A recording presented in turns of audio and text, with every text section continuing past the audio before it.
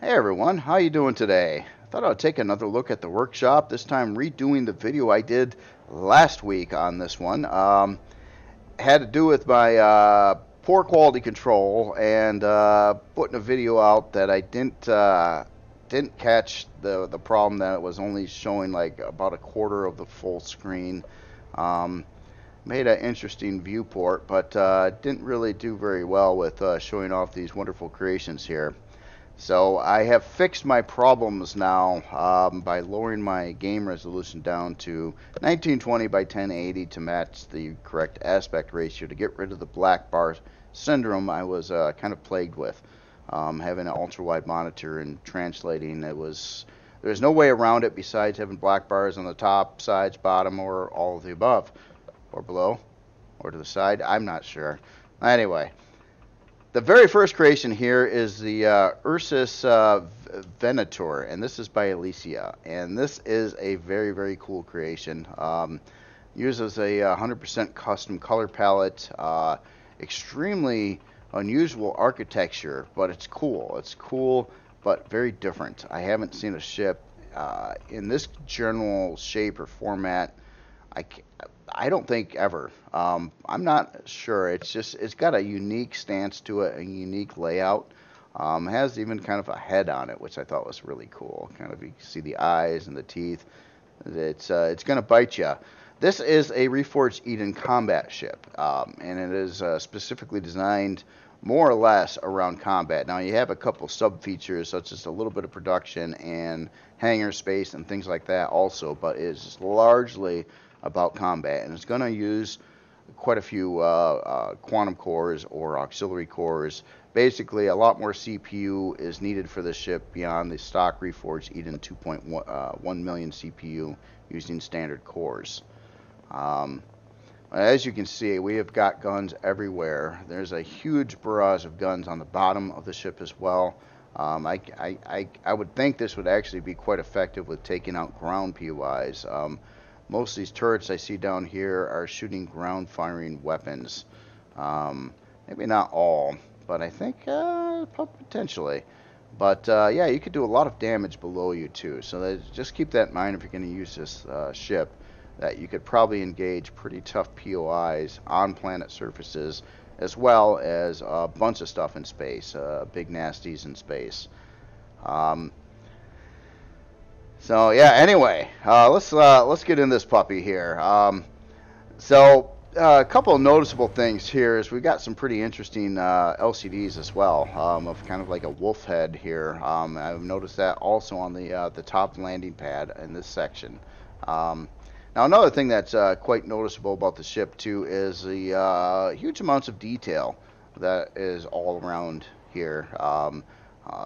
How these thrusters are out here and displayed in combination with the texture lights. A lot of stuff going on. Really, really cool on how it was made. It's kind of like a interesting frame that goes around and holds all the thrusters in place and a bunch of turrets around like a body in the middle of it. Definitely kudos for creativity and coolness factor. I can't say I've ever seen anything like it. So going into the hangar here, which is very easy to get into, which is nice. We've got a lot of general utility here, as well as some of our big parts displayed nicely. So getting in here, I'm noticing some custom LCDs again. It's kind of cool too, using the symbols instead of words. Like you could have a word that says this is your shower, but I like that better. That's cool, and I already know this is a bathroom. I already know that's a shower without going into it, all by the graphics and the pictures there, which is really, really cool. Then you have some other functionality when you first walk into. You got a storage controller, as well as oxygen, health, armor repair, which is right back here. LCD in front of that as well. Armor locker. You got those same two items on the other side there. On the back side of the hangar, you can see this window area that looks into all these big parts, big fancy parts. So we've got generators, shield, warp cores back over here. everything is kind of displayed into the ship nicely, and I kind of like how the Pentax tank is set up right below the warp core as well. Of course, this area is going to be very hot. This isn't an area that you're going to want to walk into unless you need to go here for a reason, if the ship's on at least, because here, let me get the HUD cranking on here. You can see walking through next to these big generators, you are going to get really hot.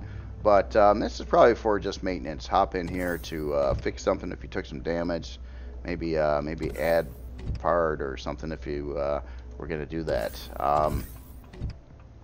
Up on the other side of the hangar here, you got this glass elevator that goes up to this full med bay area, and little things like how this part's displayed with the tube. I thought that's pretty cool as well, definitely. Now I don't exactly know what I said about the ship on my first video because I did take that out of existence. So this is completely redone, but I noticed some more features now too. So I'm noticing, like, here's a blast door, and there's a control in this ship called, let me get in there, battle mode. I'll show you what that does once we get up to the bridge. So we got a quick exit out of the ship right over here too. So if you didn't get into the, if you didn't come in through the hangar, you can jet right out of the ship on the bottom there. And then we can also take this elevator to this section, which gets into kind of a pseudo production area. So we've got a lot of cargo boxes, some cargo controllers, constructor over there, a small constructor on the other side. Basically building some ammo and general function, game function in when you're playing. Now, but it's still primarily a combat ship. The storage systems are set up where there's obviously a lot of cargo boxes in various places, but it has three 320K standard controllers and three 320K ammo controllers on it, which makes a lot of sense because of the sheer amount of weapons and things on here. It's going to use a lot of ammo when you're getting into the thick of it, and it can hold it. It can hold the ammo too. Three 320K ammo bays is pretty good. It's pretty good. Gives you a lot of places you can put stuff.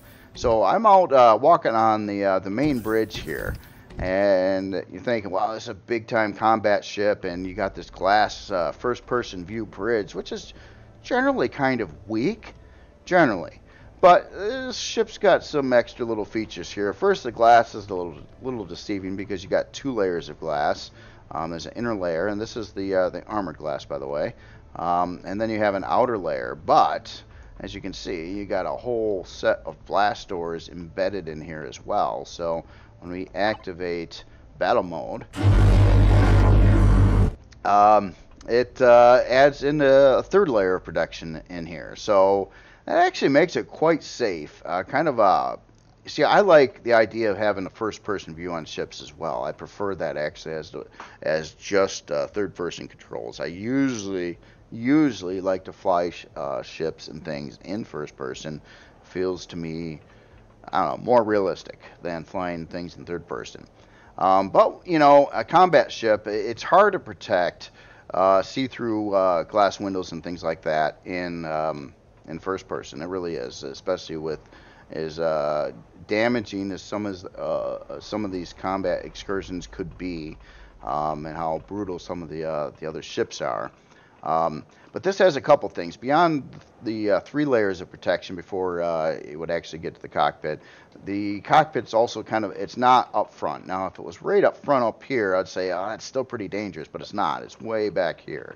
So when you're fighting these big combat ships and AI ships and things like that, they'll mostly be attacking what they see first, which is probably not going to be this, unless they came at you from maybe this angle. They might find that these turrets are the closest, but that'd be piloting error on your part because you'd probably want to be taking more evasive maneuvers and not let a ship come down on the top if you like that. Anyway, a lot of weapons, a lot of turrets on here. Now, spec-wise, let's take a look at that here. So, general stats, we got a little over 35-hour build time, is size class 8 vessel. Huge amount of weaponry on here. You can take a look at all the totals of stock weaponry. Of course, in the game too, Reforged Eden, there's turrets that go up a notch, and there's special turrets and things like that. So a lot of players will probably be upgrading or swapping out some of these turrets, maybe for better versions. But it does have quite a arsenal on it, and a lot of turrets that can also fire down on the ground. Now I noticed something else on the bottom side of this ship. Whoop, went a little too far down there. Look at all these ground-facing turrets. So it almost, to me, looks like this is kind of designed to take out ground POIs as well as space, POIs and combat vessels. So you could literally fly over a target, and most of these turrets down here are able to fire in the atmosphere, like cannons or minigun turrets. And I think you'd do pretty good work on some ground POIs as well, if you fly over the top of it. Also on storage, now I can look at the storage in the menu here, but I kind of reviewed this before the video a little bit, where we have 3 ammo controllers all at 320K, and then there are 3 standard cargo controllers at 320K, and then you have a various amount of cargo boxes and things like that that hold usually about 8K storage apiece. Anyway, awesome work on this, awesome styling, a lot of detail. It looks like it would be pretty effective too. I really got to say that.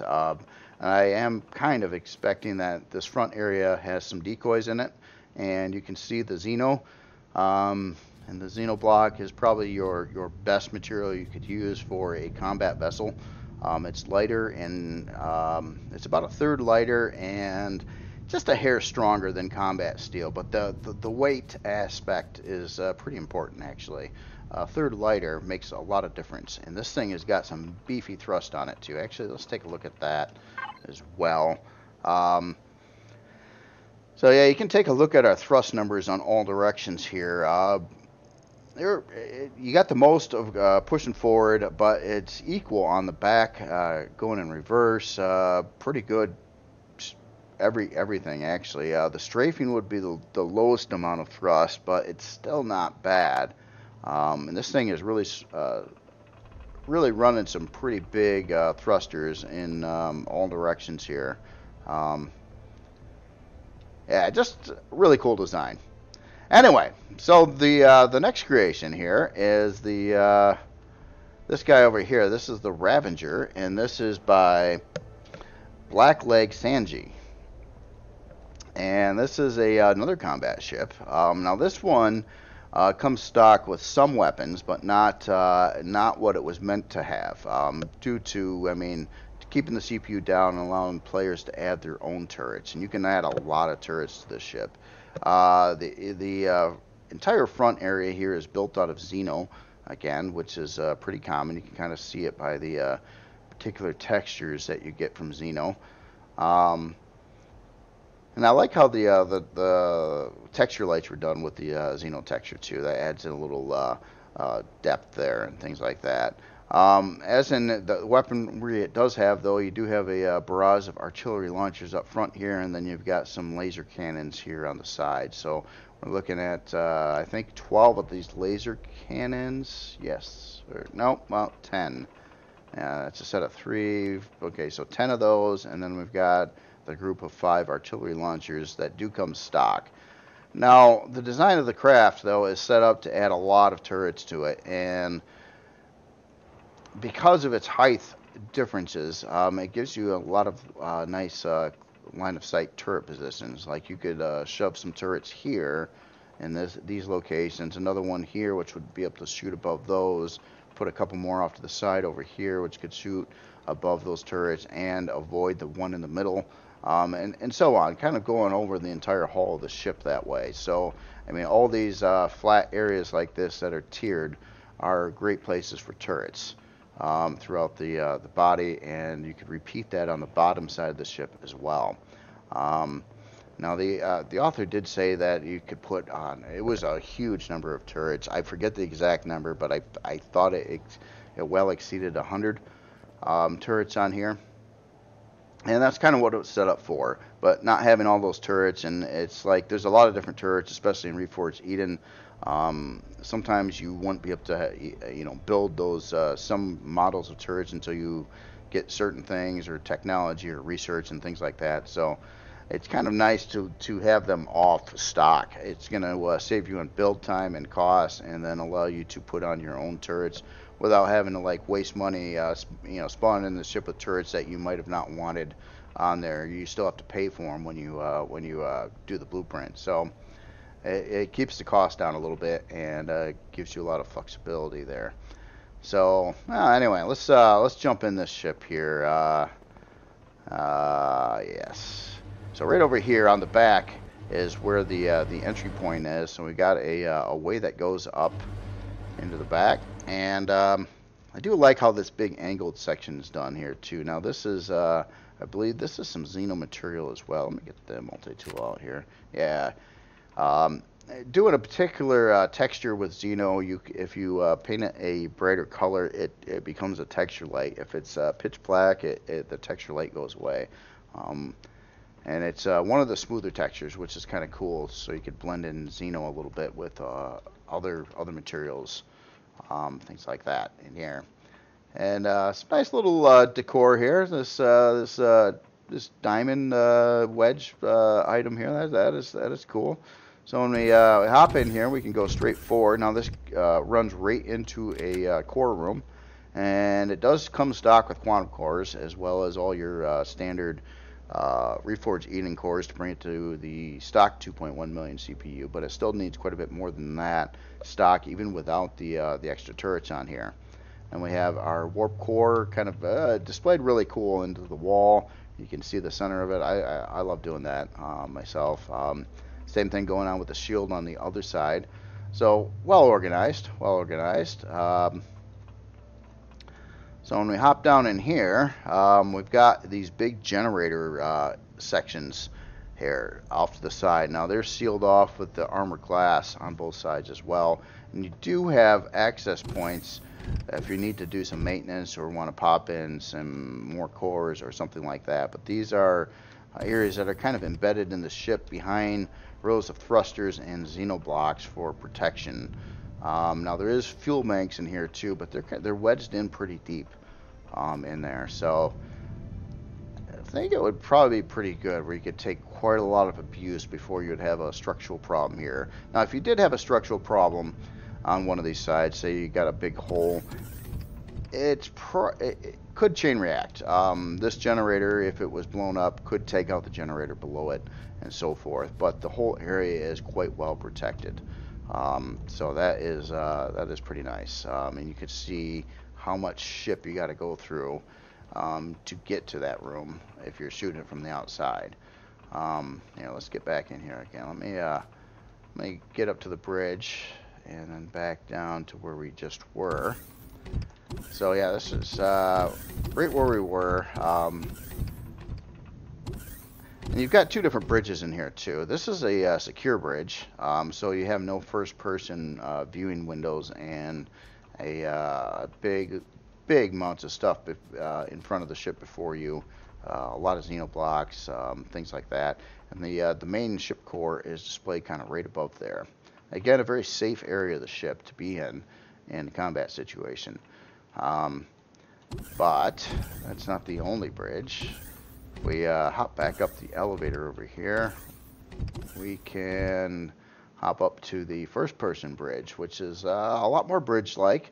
We've got some other nice functions in here, like a teleporter, medical equipment, oxygen, things like that, and then crew members in various places. A clone chamber. Don't really need the clone chamber. Well, yeah, because you got this. It's something that's kind of, depending where you're at, if you have one of these, this does the function of a clone chamber. And actually, I kind of believe it shouldn't. It was a change in the game, and the clone chamber obviously does cloning. And they sort of put that task on here. Now, this one requires a little higher unlevel to unlock and things like that, so it's a little bit better, but it does do the same function as the clone chamber in the game. I kind of wish it didn't. And then you would have a reason to put in a clone chamber. It's like another part with a different function. I'm not sure why they decided to make this one a dual use.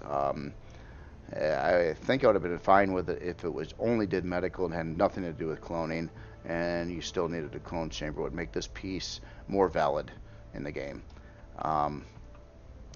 Anyway, very cool bridge. So yes, you can fly it around in first person and see what you're doing as well. So either way, if you're going to get in the sticky combat situation, it's obviously going to be safer to be in the secure bridge. But if you're flying around normally in a combat situation, you're still actually pretty safe here. Now, the glass isn't super high hit points, but the location of where this is way back in the ship, especially if you're aiming at your target, would probably take little damage unless it was a really, really nasty fight and the whole front of the ship got blown out. The AI will typically be shooting at the first thing it sees to shoot at, like weapons and things like that. So I don't know. It's again, this is easier to breach, but I just don't think it would be a target. That's the whole thing. And you got the secure bridge to boot. Well, anyway, next one up here is spec-wise too. I'm sorry. So this one's got a 31-hour and 43-minute build time.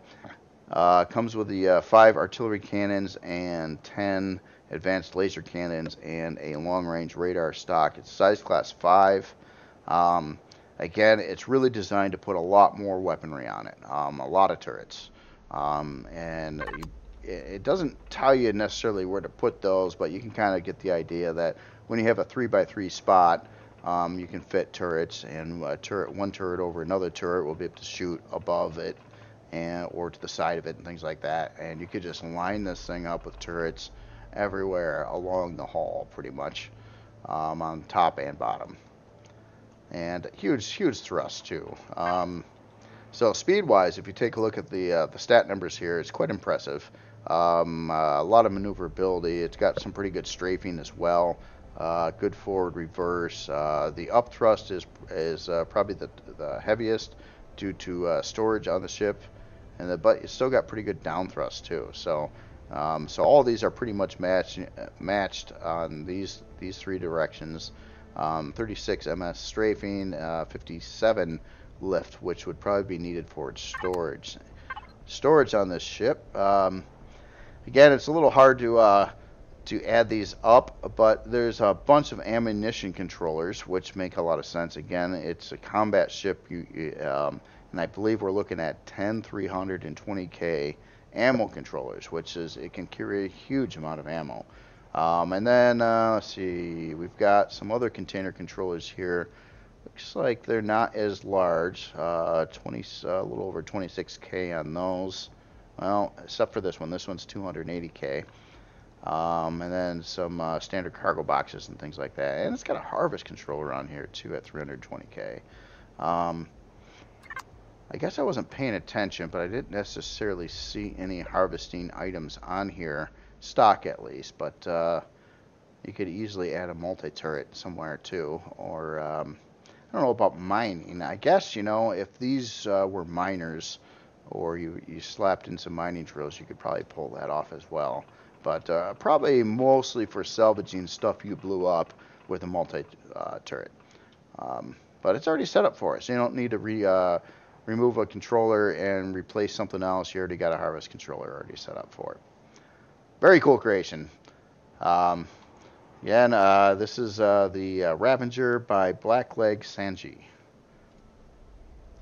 The next creation here, this is the Kestrel AE, and this is by barefootnhilbily. And this is another very cool looking creation. This is kind of like it's not necessarily a starter, it's like a tier up from a starter, but not like not necessarily any like an endgame ship.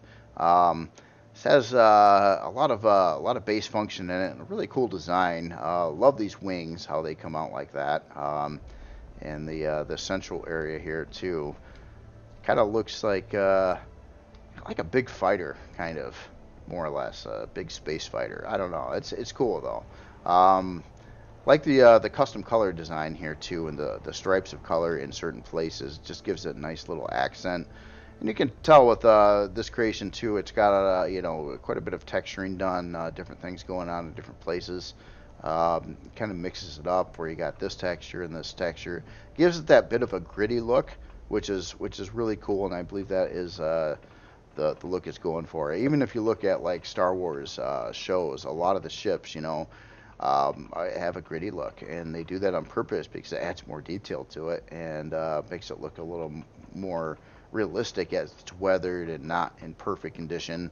Like you got it off the showroom floor. It took some hits. It's had some patches and repairs done to it, but that all gives it character and makes it look more realistic in the end. So let's hop up in this one here. So easy way to get in right at the bottom side there, and instantly we're in the ship with a lot of function here. So we got O2 and a med bay there. We got a container controller over on the side here. I'll take a look at those later to see how much storage we've got.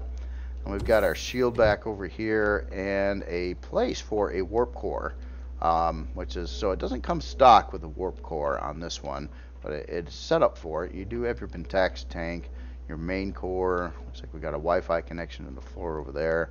And obviously, you'd place a warp core there. Now, in Reforged Eden, too, there's a standard warp core, then there's advanced warp core, and then there's even other ones that are more profound.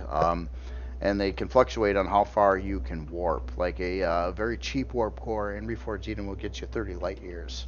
If you put in the advanced one, that'll get you 60 light years. There's other things in the game to increase a individual player's capability of how far they can warp as well. And then there's better warp cores than that can get you a lot farther yet. I think I could be quoting this wrong, but I believe there's something out there that'll get you almost 500 to 1,000 light years, but it's really hard to get, so it's really expensive. So it's not one of those things you're just gonna like grab some iron and be able to jump 1,000 light years or 500. I'm not sure on the maximum distance that way.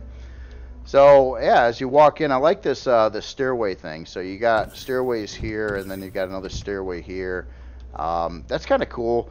I like the staircases better, especially the ones that are used here, better than elevators. I've never really been a fan of elevators. However, in so many ships, they're more practical than trying to run multiple tiered staircases around. They use less blocks, they take up less space. But I do like stairs better. I don't really care for the elevators in the game on how they work, because there's no like elevator thing in there. It's just like an anti-gravity chamber that you can randomly fly up or down in. I never, it works, you know, it works. We're used to it. I always wish elevators could be a little bit more though, where they actually had an elevator inside the elevator that went up and down. That'd be kind of neat. So we've got our teleporter up here in the bridge, and pilot seat right over here, and yeah, it's pretty straightforward. It's pretty much got what you're gonna want for oh, this is neat. I love this bunk bed arrangement as well too. That is so cool. It's basically taking the bunk bed thing, and if you notice, the top one is flipped opposite from the bottom, but being on the side walls, it looks like it's just one big frame there.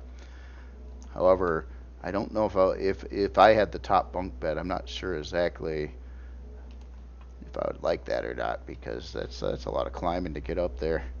Probably piss off everybody below you too if you do it at night. It's like, yeah, it's like midnight, I gotta go to the bathroom, but blah blah blah blah. Yeah, well, anyway, I do like it. You can get a lot of people in a small area that way. Now over here you got a food processor and a couple fridges and a table to chill out on, and it's just busy. I mean, it's the ship's set up to do space stuff and not trying to be a luxury ship. Spec wise, 9 hour and 25 minute build time. Unlock level is 15 on this, so it does not put it to 25 like the last two ships we looked at. Size class 2, it's a lot smaller ship as well, lot less money. Doesn't use much in rares, a little bit of Estrium and Zecosium. The other two ships are going to use quite a bit in rares. But yeah, this one not so much. It doesn't have a huge amount of weaponry on it. 4 retractable cannon turrets and a detector. The emphasis is probably put on forward thrust on here at 30 ms. Strafing is maneuvering thrusters, basically, so you can turn, things like that. Lift thrust 18 ms. Reverse thrust pretty good at 23 ms. And then of course your down thrust. Storage on here. We have an ammo controller at 32k, which makes sense. It doesn't have a huge amount of weaponry on it, so you won't need like a 320k for ammo. It'd be really hard pressed to fill that. You would have a ridiculous amount of certain types of ammo. And then we have a regular container controller at 320k.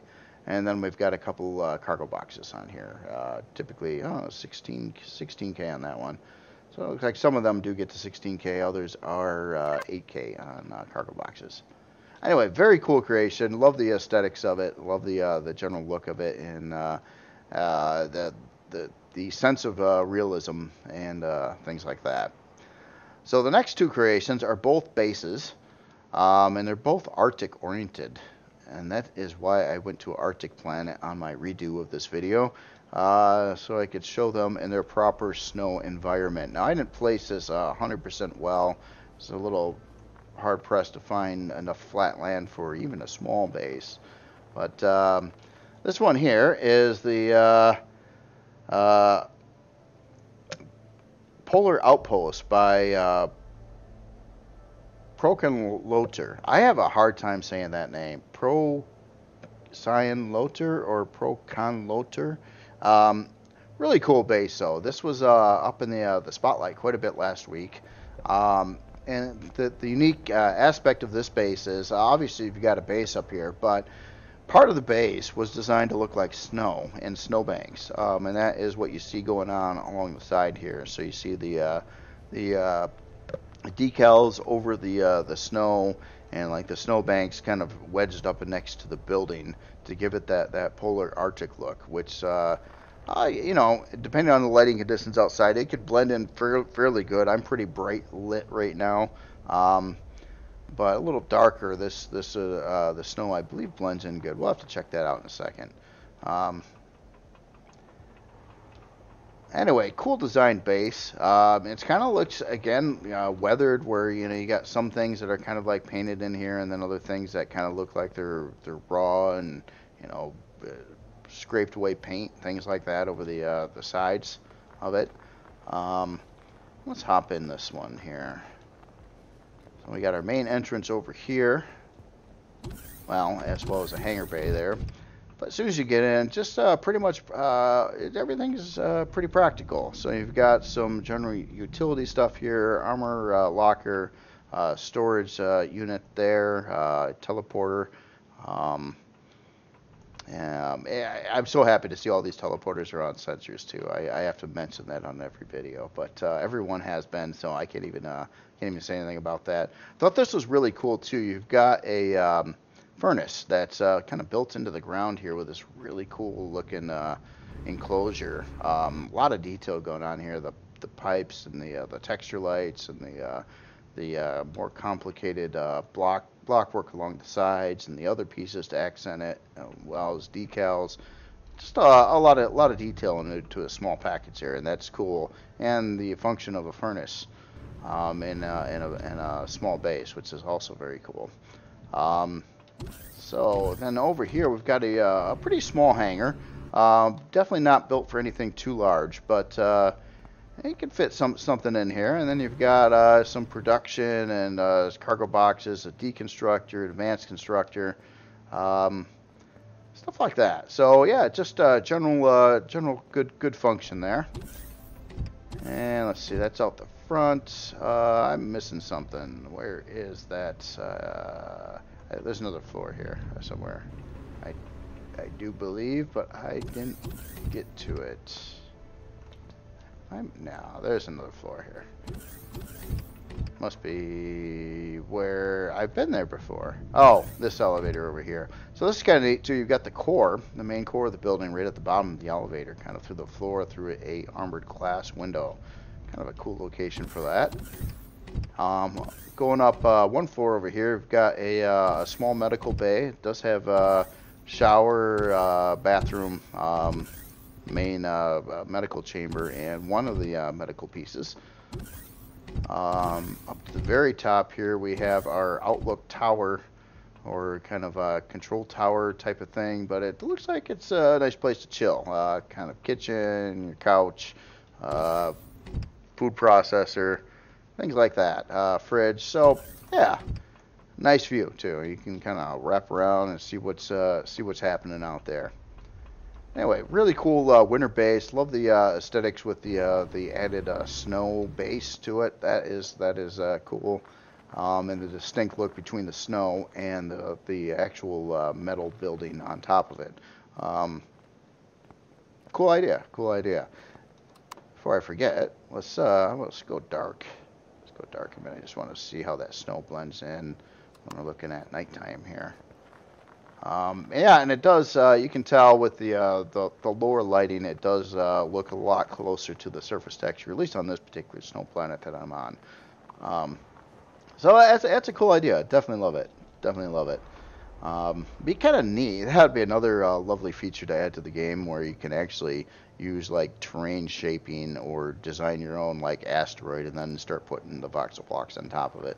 That'd be kind of a neat idea too. But I don't know.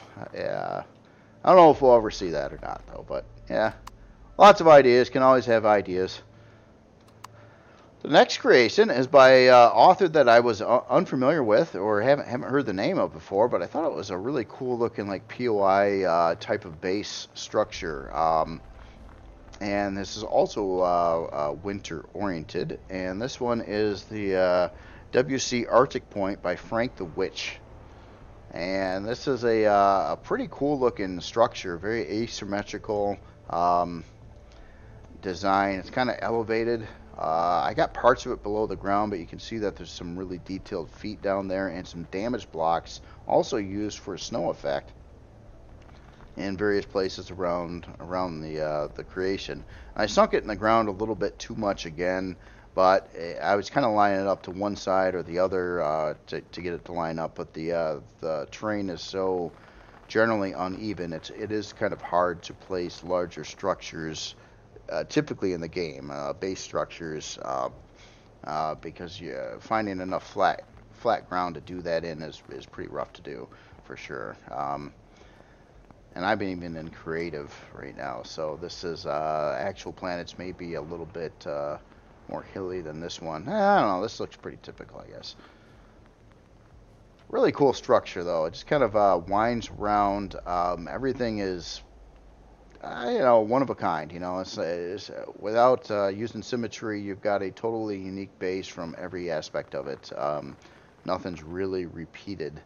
And little effects too, like you see like the damage blocks, as in like snow material that's hanging off here, trying to look like icicles actually. So yeah, stuff like that, little accents in there. I like the other pieces that are kind of built up here, like this lighting pole, things like that. A couple of those on each side. Let's take a walk into this room here. Nice view again. The snow. That's pretty slick idea. It's kind of like taking what the last one did and doing a little bit more even yet with it, doing the snow hanging over the roof line. That's a real thing. I live in Michigan. When we get a bunch of snow, this happens. So, yep, yeah, it looks pretty realistic, I gotta say. Heading up in this room, we got some interesting looking pipe there. Some container controllers around the area, and that is something, again, man, I didn't look at the last creation, this container controllers. This big landing flight pad area over here, kind of set up like a runway, but I like to do this myself. I know these spaceships are all VTOL, so they can go straight up or down. You don't need like a runway to take off, but I still like the look of it. Now, one thing I've noticed, and I've seen this in many games, I fired up some 7 Days to Die recently too, and I was looking at their the cities and stuff, and a lot of improvements done to that game. So I'll have to check that out a little bit more. But one thing that I've noticed, in that game as well, is people seem to have a distorted view of road lanes. If you're trying to simulate a road, and 7 Days did this too, they did something a lot like what's going on here. With these lanes, where the lines in between here kind of look about like that. And when you're going down at this view, it looks pretty typical to what you might be seeing driving a car.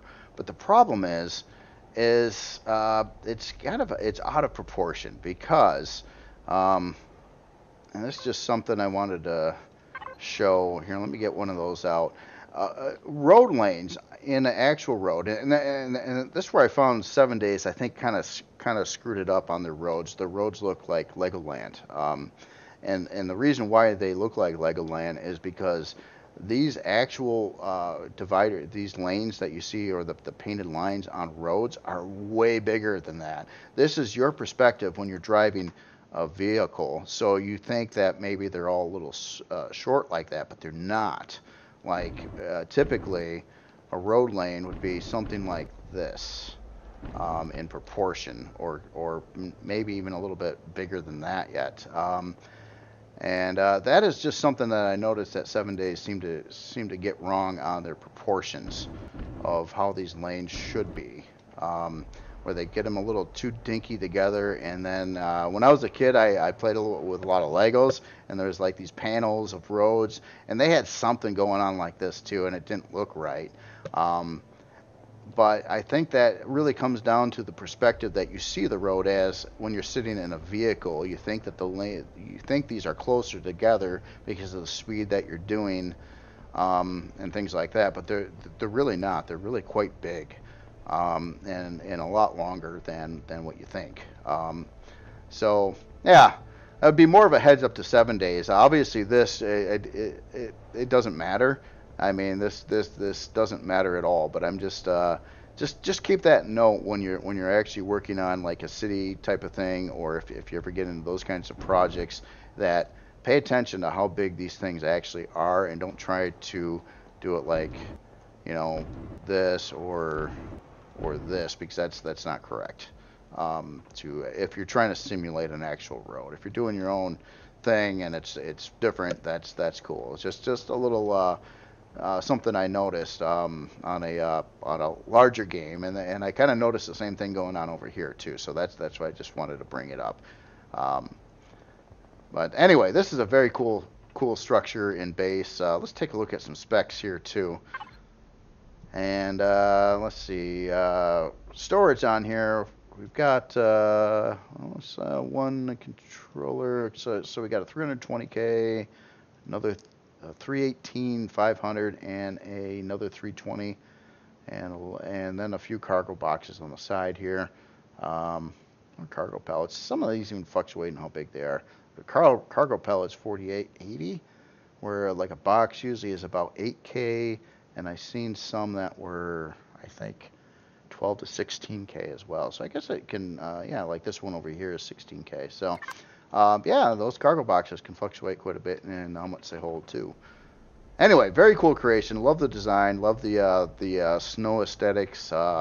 Again, use of colors, like this shade and that shade, different mixed up in textures. The icicles and the snow hanging over the roof lines and along the base and things like that. Cool base structure here. Now, one last thing I did show on the last video too is I brought up structural integrity, and I found one problem with it. Now, I'll repeat that because I did it on the last video. So I'm going to show structural integrity, and the problem that I noticed before, but I'm not necessarily seeing it now here. There was I thought there was 3 blocks here that were in bright red, but maybe it was how I had it spawned last time. But right now I'm not seeing any blocks that would collapse if you made a modification to it. But I did last time. Maybe I just didn't have it spawned right, These I hate burying these really detailed feet into the ground like I did, but yeah, last time there's something in this area over here that was a little too weak where if you were to place something, the blocks would collapse, but I'm not seeing that now. The level of red you have to get to would look, let me simulate this here, build this out. You see this shade of red. As soon as you get to this point, this is a collapsing block. If it stays at this shade, it will not collapse. The further out you go from the structure, the weaker it's going to get until it's supported. Like these are bright red, they would collapse. If I built a beam that went straight down to the ground, this whole area turns green, and now this is structurally supported well. So that is something something to note as well. But actually, I'm not really seeing the problem now, which is interesting. I thought this span was a little bit too far apart to for the structural integrity to work right, but I think I'm now mistaken on that. Anyway, awesome work by everybody on all these creations. Sorry about my first video again. I really wanted to redo it and talk about all these things again, which is weird because this isn't the first time I've seen these creations. I usually like to be surprised when I'm walking through them, so I apologize for that, and I'll try to up my quality control on videos in the future here and not have those kinds of problems that I had over the last week. I guess I was kind of in a hurry in some cases to get some things done, and I probably should have done a better job. Anyway, you all have yourself a good day. Awesome creations. All the links to these creations will be in the video description. The links to the Steam Workshop downloads on those. All right, you all have yourself a good day. I'll talk to you later.